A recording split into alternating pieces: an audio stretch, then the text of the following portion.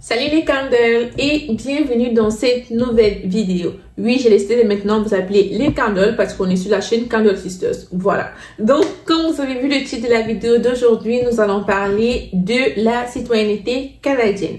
Donc, pour ceux qui n'ont pas vu mes précédentes vidéos, je vous invite d'abord à aller voir ces vidéos-là avant cette vidéo-ci parce que c'est comme une continuité. Donc, pour commencer, j'avais parlé d'être étudiant étranger, puis j'ai parlé de la résidence permanente. Et cette fois-ci, je vais vous parler des avantages de la citoyenneté canadienne. Donc, j'espère que cette vidéo va vous plaire, mais je vous laisse d'abord avec le générique. Hola.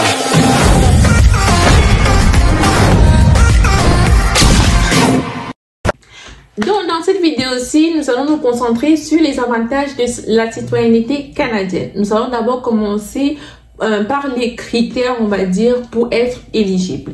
Donc, dans mon cas, et surtout sur ma chaîne, je parle toujours de mon cas en particulier. Ça veut dire que dans mon cas, je suis venue ici en tant que résidente temporaire, donc je suis venue en tant qu'étudiante. Ce qui fait que lorsque je vais vous donner les critères pour devenir citoyen canadien, je vais prendre mon cas en particulier. Mais si vous voulez aussi, généralement, je vais aussi vous parler d'autres cas, comme ça vous allez plus comprendre, parce que généralement, je vois que les gens s'embrouillent quand moi je donne mon cas et puis les gens disent que mais normalement c'est pas comme ça et tout et puis on s'embrouille un peu, ok?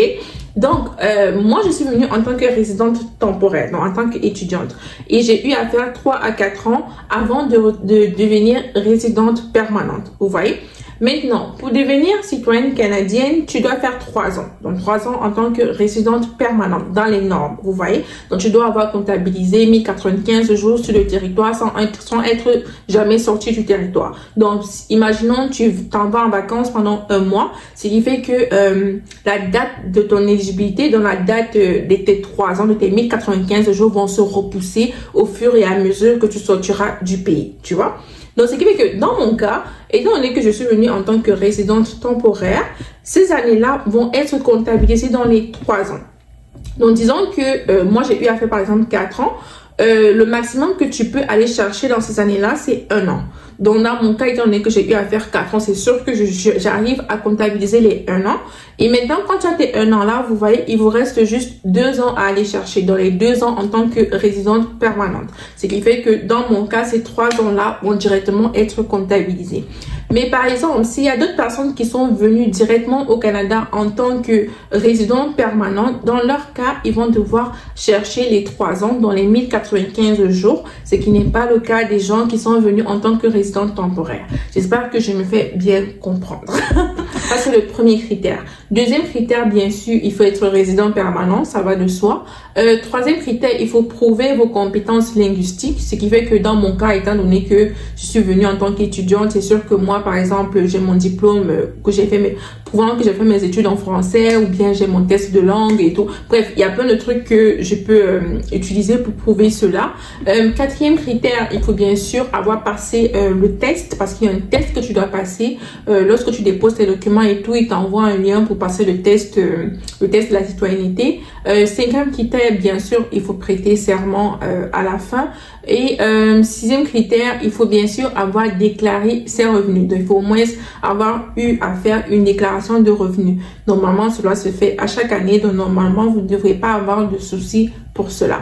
Donc, ça, ce sont les 6 critères vraiment en globalité qu'il faut avoir réunis lorsqu'on doit déposer notre citoyenneté canadienne, notre demande de citoyenneté canadienne.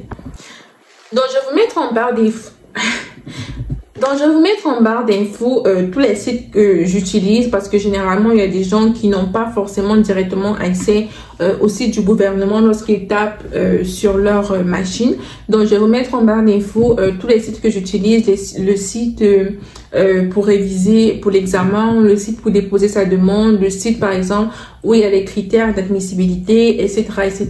Pour ceux qui n'ont pas eu à regarder ma vidéo sur les avantages des résidents permanents, je vous invite d'abord à aller regarder cette vidéo parce que les avantages vraiment se ressemblent avec la citoyenneté canadienne. On peut dire qu'ils sont presque similaires. C'est pour ça qu'il y a vraiment énormément de personnes, lorsqu'ils arrivent ici au Canada, du moins les immigrants, ils ne trouvent pas forcément l'avantage qu'il y a de quitter de résident permanent à citoyen canadien, dans le sens où lorsque tu deviens citoyen canadien, il est bien vrai que tu perds ta citoyenneté de ton pays, du moins pour ceux qui n'ont pas un pays qui accepte la double nationalité, comme mon pays qui est le Cameroun.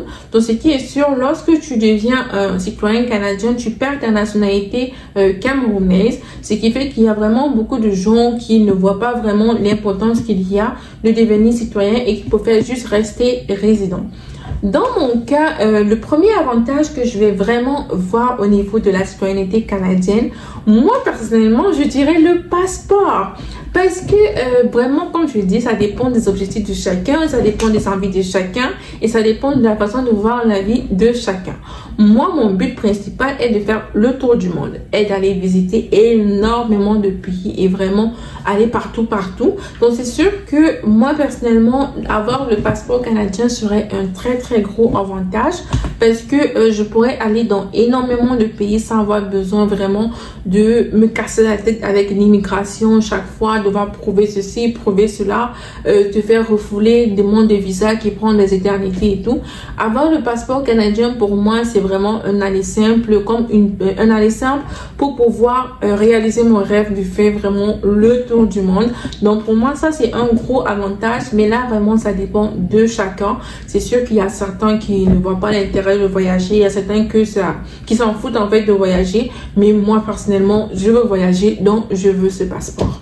Donc, ceci met fin à cette petite vidéo. J'espère qu'elle vous a plu. C'était vraiment une petite vidéo pour vous énoncer les avantages d'être citoyen canadien, la procédure, les critères d'éligibilité et vraiment mon opinion personnelle sur pourquoi je trouve que c'est plus avantageux d'être citoyen que résident permanent.